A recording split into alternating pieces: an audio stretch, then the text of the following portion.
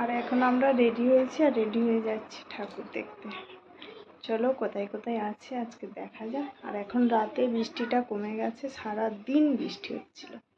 তো চলো যাওয়া যাক। মোটামুটি রেডি হয়েছি।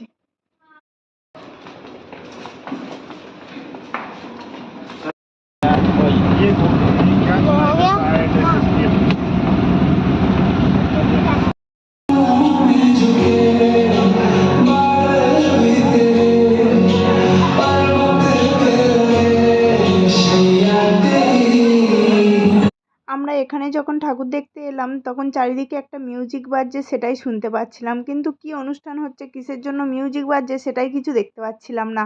সবাই উঠে আছে চেয়ারের উপরে, আর কিছু পিছন থেকে কিছুই বোঝা যাচ্ছিল না। তারপরে সামনে এলাম, এসেই দেখলাম যেটা তোমাদের সাথে শেয়ার করলাম ওটাই ছিল। তো ওই রকমই মিউজিক বাজছিল। আর এখানের ঠাকুরটা কিন্তু খুব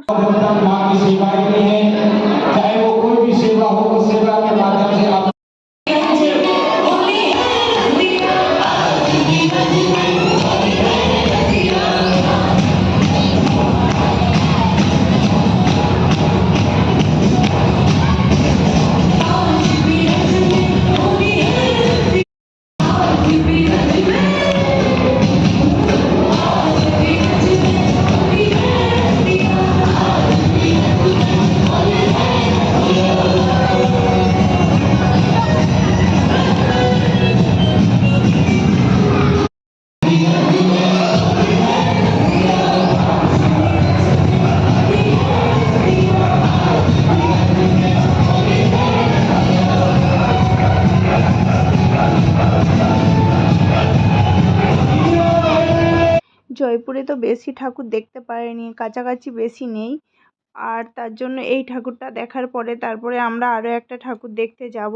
তো সেটাই ভাবছিলাম যে এবার এখান থেকে চলে যাই। আর এখানের অনুষ্ঠান শেষ হয়ে গেছে, কারণ অনেকটাই রাত।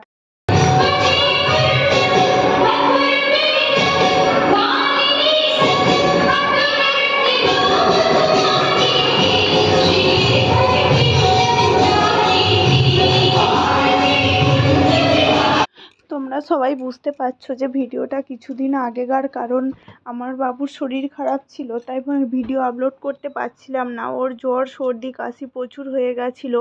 তার একটা ভিডিও ছেড়েছিলাম আমি, যদিও তো অনেক দিন হয়ে গেছে। আমি এখন বাবু স্কুলে যাচ্ছে, তাই আমি ভাবলাম যে ভিডিওটা আপলোড করি। তো এখন দেখো এখানে এসছি না, কাছেই এটা, কিন্তু এখানে এতটাই বৃষ্টি হয়েছিল যে প্রায় কাদা কাদা হয়ে গেছে পুরোটা। আর এখানে যে দেখো কি অবস্থা হয়ে গেছে, কত সুন্দর করে সাজিয়েছিল, কিন্তু এই যে বৃষ্টির কারণে এতটাই নষ্ট হয়ে গেছে সব কিছু।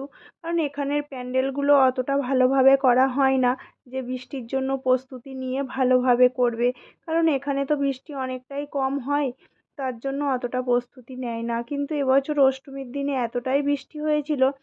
যাই হোক, এখানে এসে দেখলাম যে এই ট্রেনের পট্টির মতো, বাবু তো বলছিল যে এটা ট্রেনের পট্টির মতো লাগছে।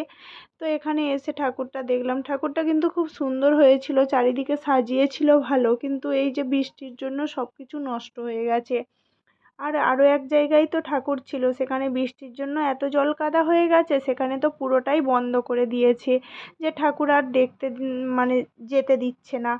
তো যাই হোক, এই অষ্টমীর দিন ঘুরে আসার পরে থেকেই বাবুর শরীর খারাপ চালু হয়ে গেছিলো। তো আজকেকার মতো ভিডিওটা এখানেই স্টপ করছি। সবাই ভালো থেকো, সুস্থ থেকো।